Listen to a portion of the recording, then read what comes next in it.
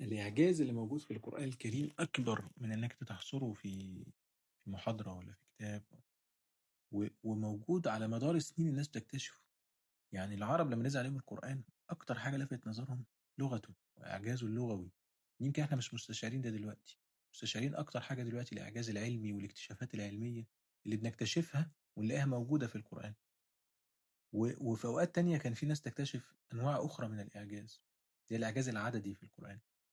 إعجاز عددي يعني يجد إن إيه، إن كلمة رجل ذكرت بنفس العدد زي كلمة مرأة، كلمة يوم ذكرت 365 يوما، وإن كلمة شهر ذكرت 12 مرة، وكلمة مش عارف الأرض ذكرت بنفس نسبة الأرض في كوكب الأرض، وكلمة ماء ذكرت بنسبة كلمة الماء نفس النسبة، يعني نفس المحتوى. يعني الماء في كوكب الأرض مش عارف 77 وكذا، فتلاقي نفس النسبة دي هي ذكرت في القرآن.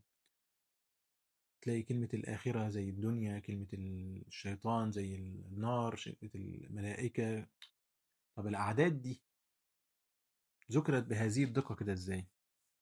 ليه الكلمات تلاقي النفع ذكر 50 مرة، مش عارف الفساد ذكر 50 مرة، الحر 40 مرة، البرد 40 مرة، الملائكة 88 والشياطين 88، كل الآيات في تشابه كده، وفي إعجاز في ذكر كلمات معينة بأعداد معينة. طيب اللي ظبط الكلام ده إزاي؟ وهل المعجزات دي اللي احنا بنشوفها إعجاز علمي وإعجاز عددي النبي صلى الله عليه وسلم كان عارفه ولا ما كانش عارفه؟ طب ليه ما قالوش للصحابة؟ ليه سابوا للأجيال اللي بعد كده تكتشفه؟ ليه ما قالوش؟ ما انت هو انت اللي مؤلف حاجة وعامل فيها حاجة معجزة، حاجة غريبة، هتبقى عايز ناس تعرفها، ولو الناس ما خدتش بالها منها تعرفها لها. لا، انا سايبها للأجيال اللي بعد كده، لأن ربنا سبحانه وتعالى عارف كل جيل هيجي يكتشف إعجاز وحكمة وصدق وبرهان في القرآن غيره ما اكتشفوش. يمكن الجيل بتاعنا ده متأثر جدا أكتر حاجة بالإعجاز العلمي، لما تشوف الكون حواليك والشمس والقمر والنجوم والكواكب.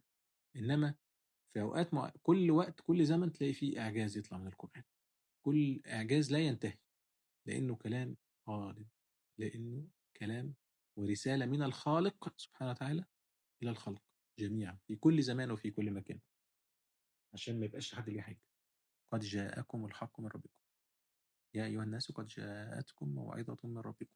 خلاص، قد جاءكم الحق، فمن اهتدى في نفسه ومن ضل فعليه. اللي عايز يهتدي يسمع الكلام ويطيع ربنا سبحانه وتعالى ينعم في الجنة، واللي مش عايز هو حر، هو حر. العقاب في الإيه، في الآخرة منتظر.